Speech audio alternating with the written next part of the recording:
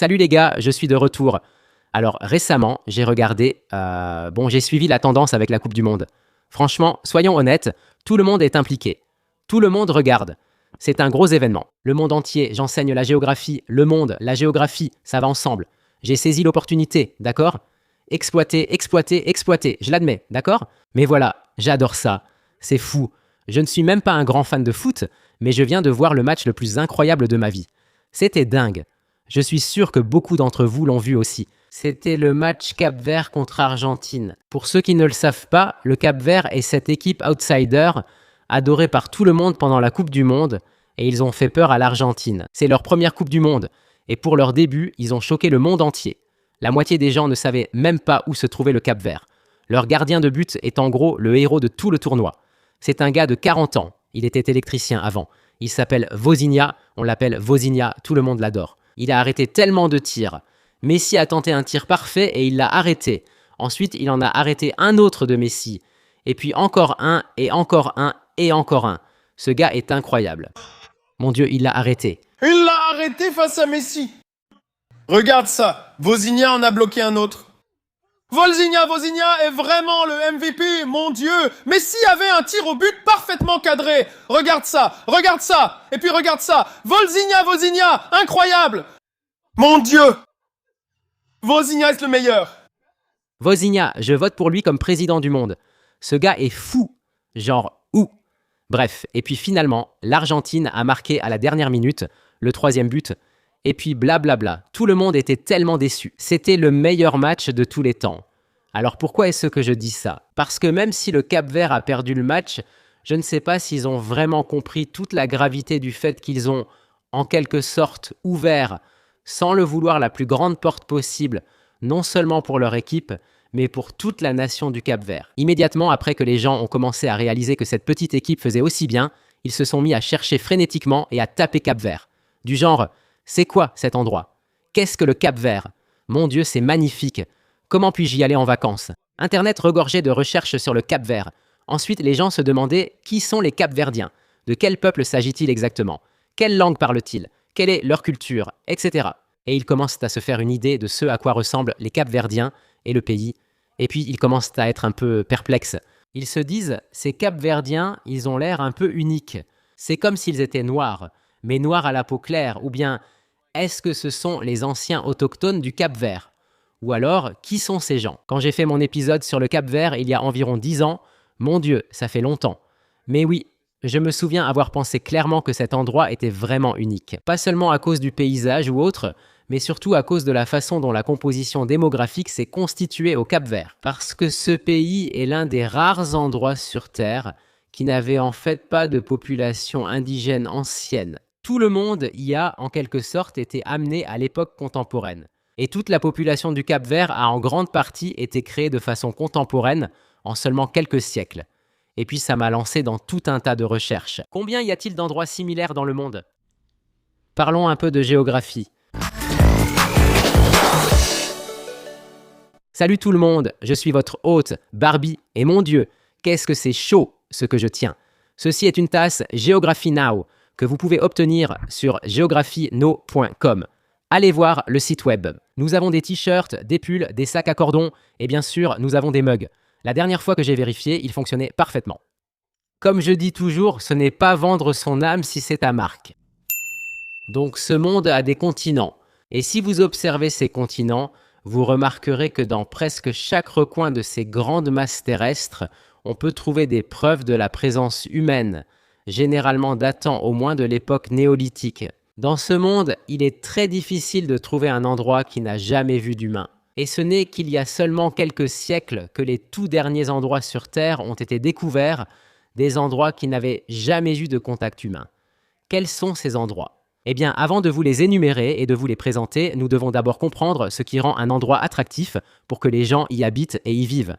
Eh bien, première règle, il faut de l'eau. L'eau est indispensable à toute vie dans ce monde. Sans elle, vous ne survivrez pas longtemps. C'est pourquoi presque toutes les grandes villes, agglomérations et zones habitées ont accès à l'eau, soit près d'un plan d'eau, soit par un canal. Dans tous les cas, il vous faut de l'eau. Certaines des zones isolées les plus célèbres, qui ont vu presque aucun contact humain dans ce monde et qui se trouvent actuellement sur les continents, incluent des endroits comme le Rub al-Khali ou le désert du Kharvid dans la péninsule arabique, le désert du Taklamakan en Chine, la plaine de Nullarbor et le grand désert de Victoria en Australie, la région de Shantung sur le plateau tibétain, certaines parties du désert du Namib, la dépression de Qattara en Égypte, le désert d'Atacama en Amérique du Sud et le bassin du Sistan, principalement dans l'actuel sud de l'Afghanistan.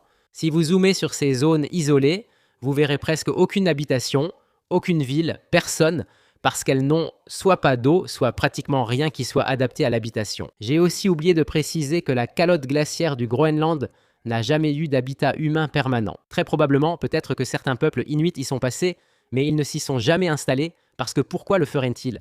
Ce n'est qu'une immense calotte glaciaire. Oui, il pourrait avoir de l'eau, mais il n'y a aucune ressource là-bas. C'est juste un énorme bloc de glace. Cela dit, la grande majorité des endroits dans le monde qui n'ont jamais eu d'histoire humaine avant d'être découverts par qui que ce soit, ce sont généralement des îles. Pourquoi? Parce que même si les humains ont pu créer des embarcations rudimentaires pour traverser certains plans d'eau et atteindre certaines îles, toutes les îles ne sont pas faciles d'accès. Et l'océan est profond, déchaîné et effrayant. Maintenant, imaginez essayer de le traverser avec un canoë en bois. Ce n'est pas facile. Donc, encore aujourd'hui, il existe certaines îles qui ont été découvertes à des époques plus récentes et qui ne montraient aucune trace d'interaction humaine à travers toute l'histoire. C'est fou. Comme aucun humain n'y a jamais mis les pieds. Et puis, il y a certaines îles où il y avait des preuves d'une possible habitation humaine, mais elles ont soit été abandonnées, soit les habitants ont disparu. Nul ne sait où ces gens sont allés ni comment ils ont disparu, mais des preuves montrent qu'ils ont vécu là avant de partir ou de disparaître. Et à ce jour, il y a 4 pays, de véritables pays pleinement souverains, qui n'ont jamais eu de population indigène ancienne. Lorsqu'on les a découverts, ils étaient complètement inhabités. Il n'y avait que des animaux, mais pas d'humains. Aucun humain n'avait jamais mis les pieds sur ces îles. Certaines d'entre elles étaient connues et découvertes par des personnes de passage, mais ces personnes n'ont pas décidé de s'y installer ou d'y établir quoi que ce soit. Ces 4 pays sont le Cap-Vert, Sao Tomé et Principe, Maurice et les Seychelles. Si vous regardez le Cap-Vert et Sao Tomé et Principe, ces pays insulaires lusophones d'Afrique de l'Ouest, vous vous en rendrez compte. Ils ont un mélange génétique très créolisé, principalement entre les peuples européens et ouest-africains, car les Portugais ont été les premiers à s'installer. Puis ils ont amené des peuples ouest-africains, surtout comme esclaves, qui se sont ensuite mélangés. Ces pays sont en grande partie composés de personnes métisses. Et ça a commencé comme ça il y a seulement quelques siècles, lorsque le Portugal est arrivé. À partir de là, Sao Tomé et Principe, c'est à peu près la même histoire. Cependant, ils ont un peu plus de mélange génétique ouest-africain. Pour les Seychelles et l'île Maurice, c'est un peu différent. Après de nombreux allers-retours entre Britanniques et Français, les Britanniques ont finalement pris le contrôle. Mais à un certain moment, beaucoup de personnes d'Asie du Sud ont également été amenées, principalement d'Inde et de Malaisie. Ensuite, il y a aussi eu des Africains de l'Est qui sont arrivés, ainsi que des Arabes. Donc, c'est comme si beaucoup de personnes sur ces îles étaient aussi issues d'un brassage génétique entre des populations venues des 3 continents qui ont interagi sur ces îles. À partir de là, pratiquement toutes les autres îles de ces régions environnantes, qui sont, vous savez, rattachées au pays, ont aussi la même histoire. Par exemple, vous avez Saint-Brandon, Agaléga, l'île de la Réunion.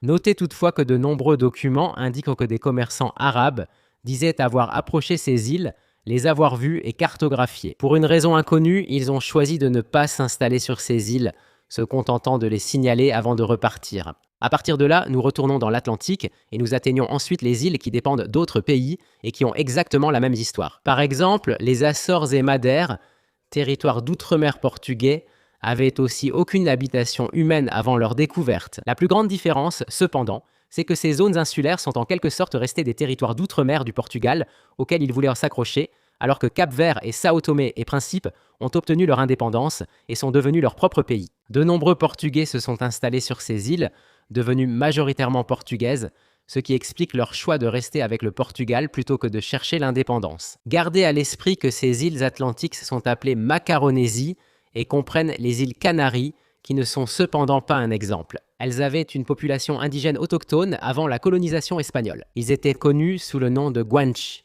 et ils sont apparentés au peuple indigène berbère Amazigh d'Afrique du Nord. Mais les Açores, Madère, les îles du Cap-Vert, personne, Et puis quand on va dans d'autres parties de l'Atlantique, c'est la même histoire. Les différents territoires britanniques d'outre-mer, les îles de l'Atlantique, comme Tristan d'Acunha, Sainte-Hélène, Ascension et les îles Malouines. Et dans les Caraïbes, il y a aussi les Bermudes et les îles Caïmans. Oui, les îles Caïmans. C'est surprenant car tu sais, dans les Caraïbes, les Caribes, Arawak et Taïnos ont presque tous voyagé et habité chaque île. Ils sont allés partout, même en Jamaïque. Mais pour une raison, ils ont vu les îles Caïmans et se sont dit qu'ils n'avaient pas besoin d'y aller. Ils sont probablement passés devant et l'ont vu, mais pour une raison quelconque, ils ont décidé de ne pas s'y installer. Probablement parce qu'ils se sont dit « Pourquoi s'embêter quand on a les grandes îles des grandes Antilles avec toutes les ressources? À quoi bon alors qu'on a déjà une immense île ?» Je comprends. Mais quand même, c'est fou, personne n'a habité celle-là. Les îles Caïmans. Et maintenant, c'est devenu le paradis fiscal le plus fou du monde. Mais bon, c'est un autre sujet. Bref, si tu vas loin au nord dans l'Atlantique, tu trouves le Svalbard, Jan Mayen, la terre François-Joseph, découverte par les Austro-Hongrois, d'où son nom non russe, même si elle appartient à la Russie. Voilà. Et puis tu as aussi différentes îles arctiques qui appartiennent soit à la Russie, soit au Canada.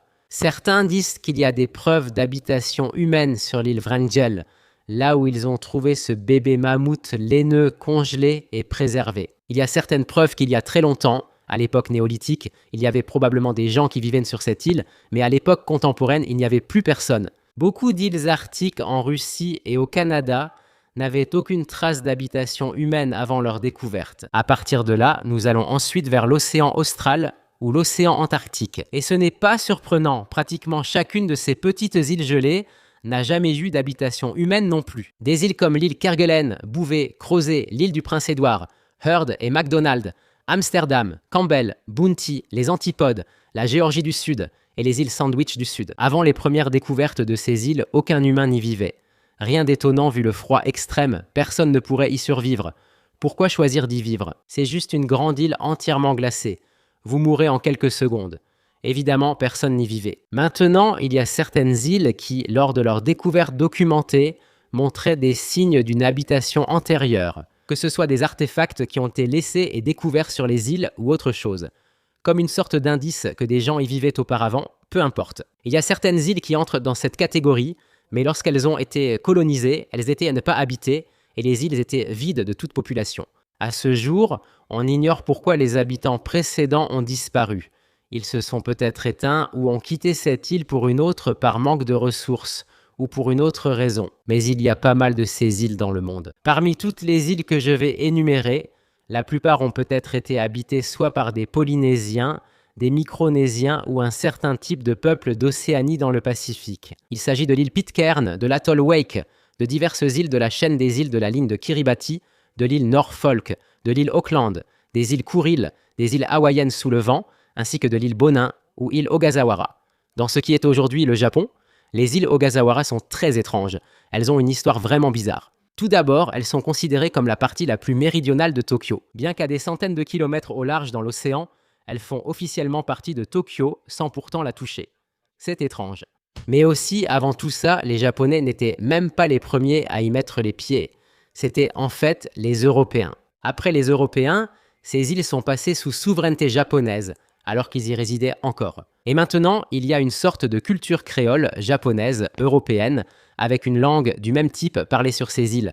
C'est tellement étrange. Bref, c'est un peu fou. Peux-tu imaginer être une personne il y a des siècles, bien avant toute cette technologie, et puis tu montes simplement dans une sorte d'embarcation en bois et tu t'aventures vers un nouvel endroit où personne n'avait jamais mis les pieds. Tu es la première personne à poser le pied sur cette île. Peux-tu imaginer ce qu'ils ont dû ressentir? C'est aussi l'histoire des Polynésiens. Mais peux-tu imaginer découvrir un endroit que personne n'avait jamais vu auparavant? Il y a quelque chose d'exaltant et d'enchanteur là-dedans, tu vois? C'est fou.